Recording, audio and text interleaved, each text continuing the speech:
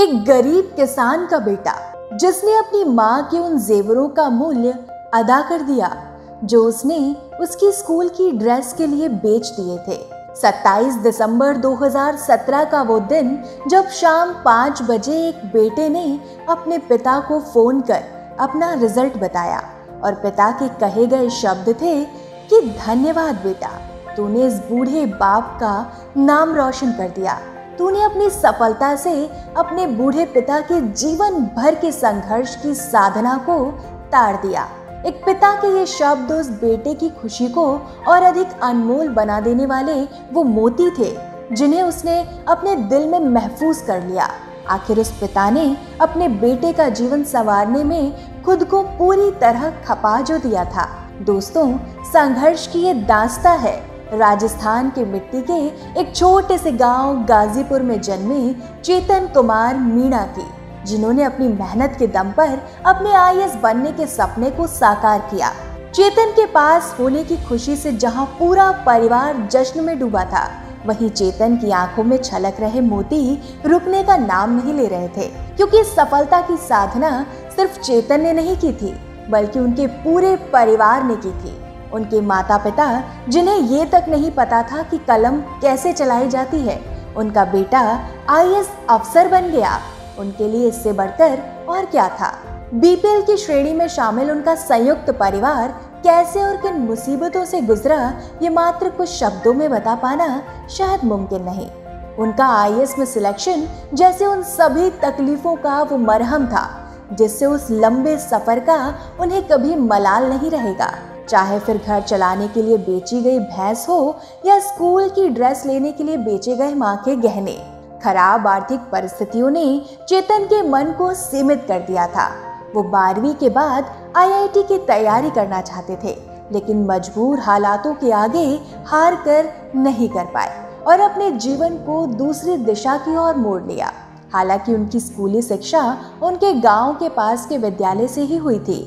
आर्थिक तंगी का ये वो दौर था जब घर का खर्च भी हर साल भैंस बेचकर चलाया जा रहा था, और जब भी चेतन का मन उदास या निराश होता था, वो बस अपने घर और माता पिता के कष्टों को याद कर लेते थे, जिसके बाद उनमें एक अलग ही जोश आ जाता था जो शायद कहीं ना कहीं उन्हें सफलता दिलाने में अहम रहा।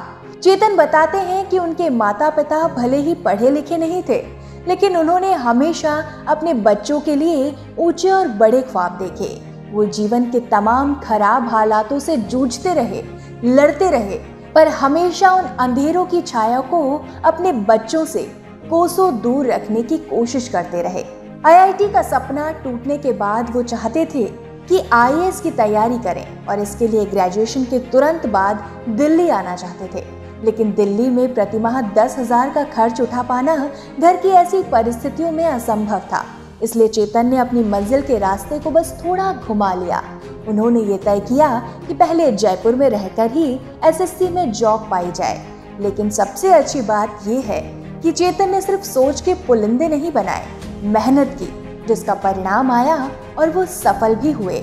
एसएससी में मिली सफलता ने जैसे चेतन के सपनों को पंख दे दिए, क्योंकि अब रास्ते में आ रही पैसों की दिक्कत पूरी तरह से दूर हो गई। वो बीपीएल के ठप्पे से बाहर आ गए। अब बस क्या था, चेतन जुट गए पूरे जोश के साथ। उन्होंने खुली आंखों से अपनी कामयाबी का सपना बुना, हर क्षण पढ़ाई को समर्पित कर दिया, लेकिन रुकावटों ने उनका पीछा अब भी नहीं छोड़ा। चेतन के पैरों तले जमीन तब खिसक गई जब डॉक्टर ने उन्हें बताया कि उनके पिता को फेफड़े का कैंसर है और उनके पास अब ज्यादा समय नहीं है। चेतन के सामने एक बड़ी समस्या थी। ऐसे नाजुक समय में वो पिता को संभालें या इतनी मेहनत के बाद इंटरव्यू तक पहुंच गए अपने सफर को मंजिल मिलने के आखिरी कदम पर छोड़ दें। लेकिन चेतन ने भी हार नहीं मानी।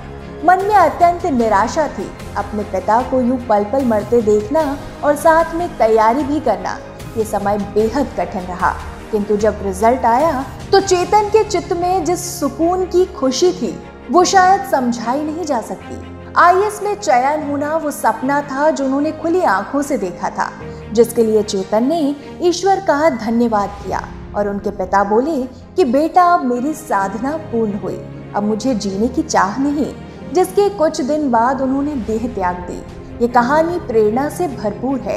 इसमें संघर्ष था, वर्षों की साधना थी, लेकिन हमारे समाज में आज भी कुछ लोग ऐसे हैं जो जात पात की कुप्रथा को बढ़ावा देते हैं। इसी से जुड़ा हुआ एक वाकया चेतन कुमार ने भी बताया है कि एक बार एक व्यक्ति ने उन्हें व्यक्तिगत और जाति सूचक गालियों से बेहद अपमानित किया था और चयन के बाद जब उन्होंने उनके पैर छुए तो उन्होंने कहा, बेटा तूने अपने गांव का नाम रोशन कर दिया। और चेतन का उनसे सबसे बड़ा प्रतिशोध यही था। वो कहते हैं कि एक सिविल सेवक के रूप में उनका यही प्रयास रहेगा कि हर एक वंचित व्यक्ति तक सरकार की योजनाओं और लाभों को पहुंचा सकूं और उनके सपनों में उड़ान भर सकूं। चेतन कुमार का मानना है कि जो मुस्कुरा रहा है उसे दर्द ने पाला होगा, जो चल रहा है पाँव में उसके भी छाला होगा। बिना संघर्ष के कोई चमक नहीं सकता यारों, जो जलेगा उसी दिए में तो उजाला होगा।